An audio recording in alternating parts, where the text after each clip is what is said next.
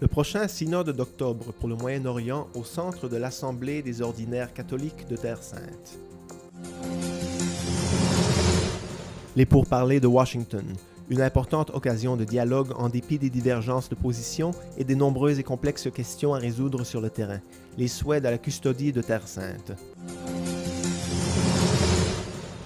2 semaines après les catholiques, les chrétiens orthodoxes ont à leur tour célébré la fête de l'Assomption, également appelée Dormition de Marie.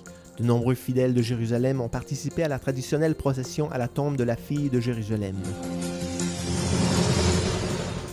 Un nouveau toit pour la basilique de la Nativité, accord signé ouvrant la voie aux travaux de restauration par les différentes communautés chrétiennes du lieu saint, conjointement à l'autorité palestinienne. En Terre Sainte, les travaux de préparation du synode pour le Moyen-Orient, qui se tiendra à Rome du 10 au 24 octobre, se poursuivent. Sur la base des lineamenta, se travaille l'Instrumentum Laboris remis aux pères synodaux à l'occasion du pèlerinage de Benoît XVI à Chypre en juin dernier. Ces derniers jours, les ordinaires catholiques de Terre Sainte, réunis pour leur assemblée ordinaire, ont présenté et réfléchi sur les différents thèmes qui seront abordés lors des interventions durant le synode. La première préparation est celle de la prière, car le synode recouvre temps en temps des thèmes complexes comme le renouvellement de la foi des chrétiens, la communion entre l'Église orientale, le dialogue économique interreligieux, l'émigration des chrétiens. Il fera aussi allusion à la question politique au Moyen-Orient, autant des points très forts. Le synode de l'Église catholique au Moyen-Orient concerne des pays arabes et non arabes. Il couvre une vaste aire géographique allant de l'Égypte à la Turquie, de l'Iran à l'Israël, en passant par les pays du Golfe, Irak, Liban, Syrie, Jordanie, Palestine et Chypre. Par conséquent, il touche directement ou indirectement la réalité de 14 millions de chrétiens qui vivent au milieu de 330 millions de personnes. Ainsi, le synode pour le Moyen-Orient est-il confronté à une situation complexe et diversifiée. Le synode est un point de départ.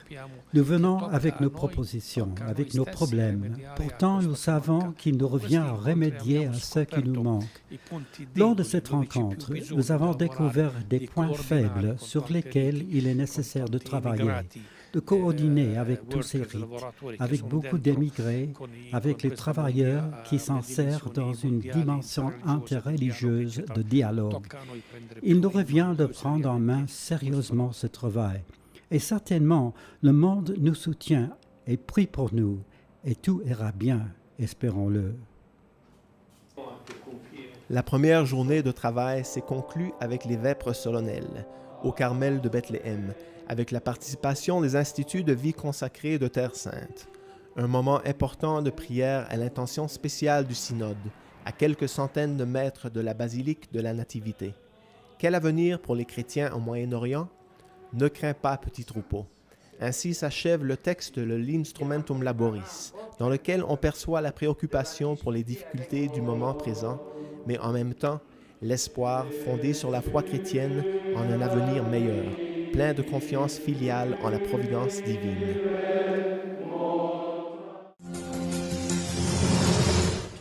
Le Moyen-Orient est au centre de l'attention internationale ces derniers jours. Entre événements douloureux, les attentats sanglants du Hamas contre les colons israéliens et les importantes réunions au sommet, dans un effort conjoint pour construire un avenir différent. Jeudi 2 septembre, tandis qu'à Castel Gandolfo, le président israélien Shimon Peres rencontrait le pape Benoît XVI, à Washington, à la Maison-Blanche, ont commencé les premières négociations directes israélo-palestiniennes depuis presque 2 ans. Les protagonistes des négociations, aux côtés du président américain Barack Obama et de la secrétaire d'État Hillary Clinton, sont le premier ministre israélien Netanyahou et le président de l'autorité palestinienne Abu Mazen. C'est une importante occasion de dialogue en dépit des divergences de position. En Terre Sainte, dans la population palestinienne comme israélienne, la rencontre de Washington a suscité des sentiments mitigés, allant de la défiance au désespoir, avec aussi des lueurs d'espoir. Les pourparlers de paix qui ont commencé aujourd'hui à Washington sont attendus pour la communauté chrétienne, comme par tous les habitants de ce pays, juifs, musulmans et chrétiens. Tous attendent des résultats concrets.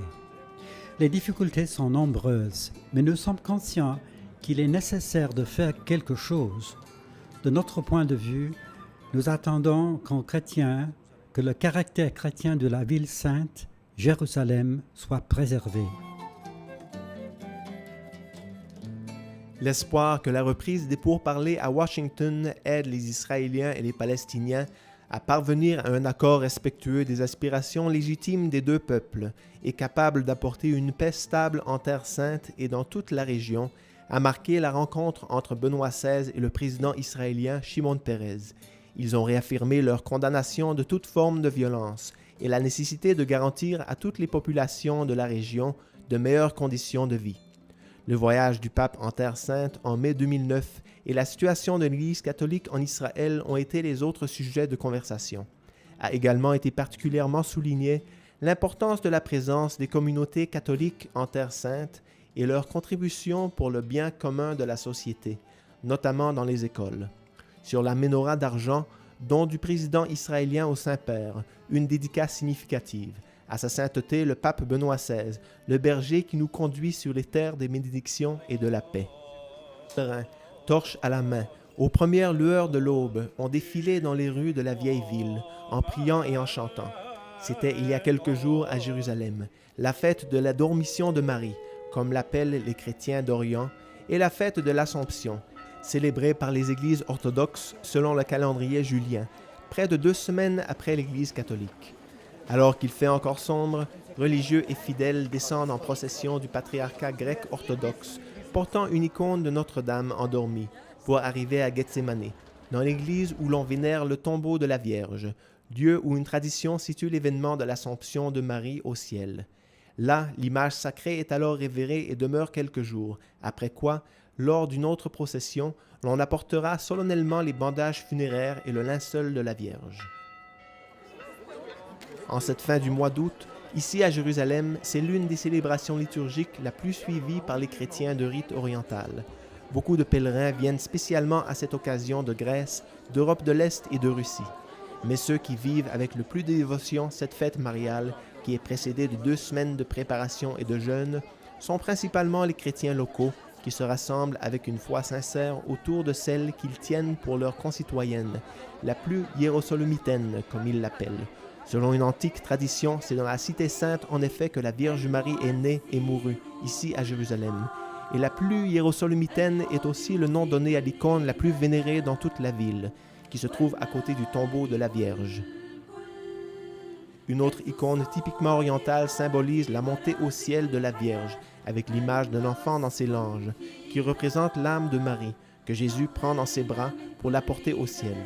L'église, plus décorée que jamais à cette période, est illuminée de centaines de bougies disposées le long de l'escalier qui descend vers la tombe.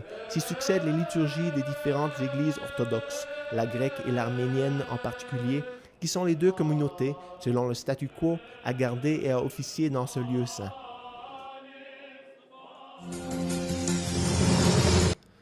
Dans une 50aine de jours débuteront les travaux tant attendus de la restauration de la toiture de la basilique de la Nativité à Bethléem. C'est précisément dans la ville natale de Jésus que les représentants des églises chrétiennes de Jérusalem se sont réunis pour signer l'important accord qui prévoit la réfection de la toiture de l'église. Un accord à l'occasion duquel se sont réunis les représentants chrétiens, l'autorité nationale palestinienne dans la personne du premier ministre Salam Fayyad et de Ziad al-Bandak, conseiller pour les affaires chrétiennes et également président du comité pour la réparation du plafond de l'église de la Nativité.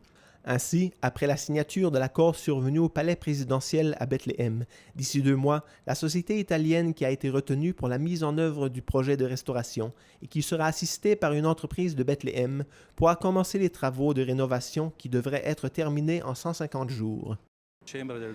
En décembre 2008, le président Abou Mazen, d'accord avec les églises concernées, le patriarche grec, le custodie et les arméniens orthodoxes, a signé un décret qui ouvrait le processus de réfection de l'église.